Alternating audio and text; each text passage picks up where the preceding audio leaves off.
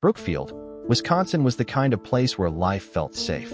Where children rode bikes along quiet sidewalks, where porch lights flickered on at dusk in a familiar rhythm, and where neighbors waved because they genuinely knew your name. It was a town built on routine, the comfort of the expected. And on the evening of October 21st, 2022, 30-year-old veterinary nurse Hannah Mercer followed one of her favorite routines. At 6:47 p.m., she clipped the leash onto her golden retriever, Rusty, tugged on her gray hoodie against the crisp autumn air, and stepped outside for their usual walk along Maplewood Trail. Hannah had walked that same route hundreds of times, but this time she didn't come home. And when Rusty returned alone, panting, shaking, leash dragging behind him, panic rippled like lightning through her quiet street, shattering the illusion of safety the town had always known. Hannah wasn't a headline waiting to happen. She was a life warm, gentle, steady in her kindness. Born on April 4th, 1992, she grew up with her mother Charlotte Mercer and younger sister Jenna, in a house filled with laughter, plants, and rescued animals because Hannah never met a creature she didn't want to protect.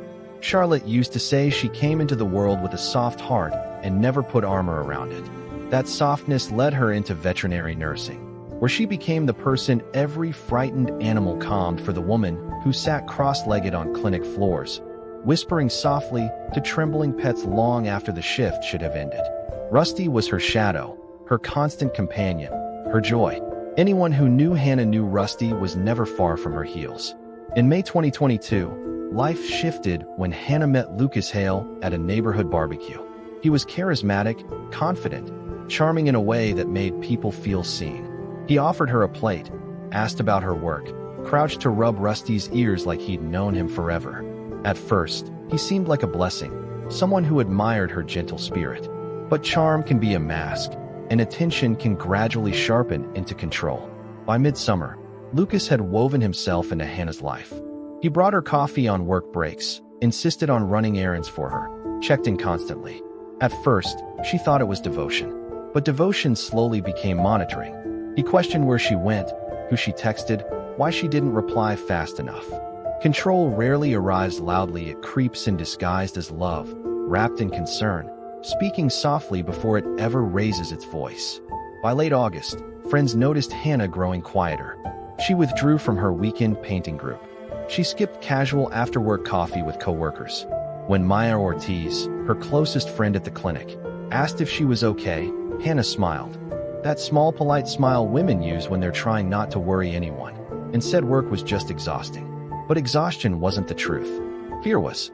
One night in early September, she showed up on Jenna's doorstep unannounced, Rusty pressed against her leg, voice unsteady as she admitted Lucas had become angry when she said she wanted space to visit their mother alone. He told me if I walked away I'd regret it, she whispered. Jenna begged her to leave him, come home, tell police. But control creates confusion. Victims don't always recognize danger until it's too late. Hannah returned home the next morning. By end of September, Lucas had moved in. On Friday, October 21st, 2022, Hannah finished her shift at Brookfield Animal Clinic. Security cameras captured her leaving at 5:17 p.m., tired but smiling faintly as Rusty stuck his head out of her car window. She picked up groceries, receipt stamped 5:46 p.m., returned home, fed Rusty, texted Jenna at 6:12 saying, "Dinner Sunday? Miss you." Then at 6:47, she slid on Rusty's harness, opened the front door, and stepped into the cool evening light, unaware it would be her last walk. At 8:15 p.m., Mrs. Elaine Porter, a neighbor, heard desperate scratching on her door. When she opened it, Rusty trembled there alone, leash frayed, chest heaving as if he had run through woods in terror. Elaine looked past him, expecting Hannah to appear, but she didn't. Minutes later, Jenna arrived, heart pounding as she called for her sister in the backyard, the driveway, the road, voice cracking under fear. Hannah's phone sat untouched on her kitchen counter. Her keys still hung neatly by the door. Lights glowed inside her cozy home, air still warm from freshly cooked dinner, but she was gone. Police responded fast. Search teams swarmed Maplewood Trail with flashlights, sweeping through trees as night settled heavily around the neighborhood. Neighbors joined in. Dogs barked, leaves rustled under boots, drones buzzed overhead scanning the dark canopy. Every second felt urgent. Because something wasn't right. Hannah didn't vanish, something happened to her. And when Detective Samuel Rourke arrived, he felt it instantly. The scene wasn't abandonment, it was interruption. Sudden, violent, personal. The first call went to Lucas. He answered calm, composed, saying he and Hannah argued, but she walked Rusty alone. He claimed he was watching football with friends across town. He even showed officers text messages like a man confident in his innocence, including one at 7:02 p.m. reading, "Love you. Call me when back." But data doesn't lie. Cell tower records showed his phone pinged near Maplewood Trail, not anywhere near the friend's house he mentioned. His alibi cracked like thin ice.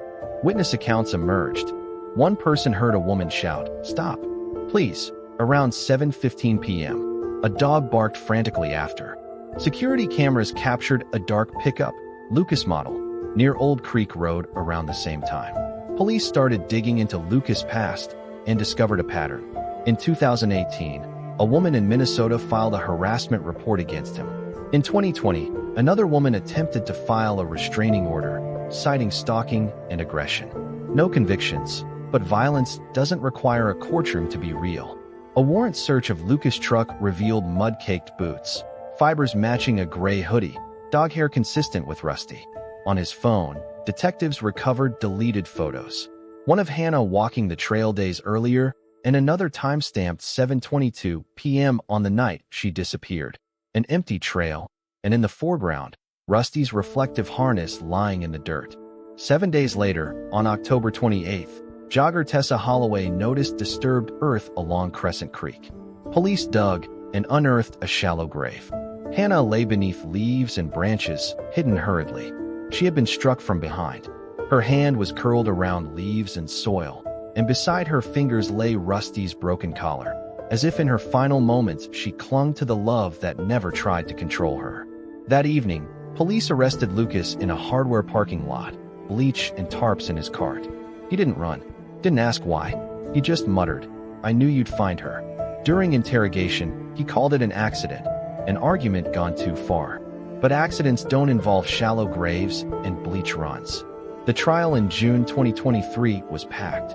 Hannah's mother, Charlotte, sat each day clutching tissues. Jenna gripped her hand as prosecutors revealed Lucas' messages showing escalating control. "You don't get to leave. I always know where you are." Forensics sealed his fate. Soil matching the creek, blood on his shovel, GPS tracking his path to the woods. 8 days later, the jury returned a verdict. Guilty of first-degree intentional homicide. Lucas Hale received life without parole. Grief didn't stop there. It transformed. Charlotte and Jenna created the Rusty Safe Walk Initiative, installing emergency call beacons along walking paths statewide. Maya speaks publicly on coercive control in relationships.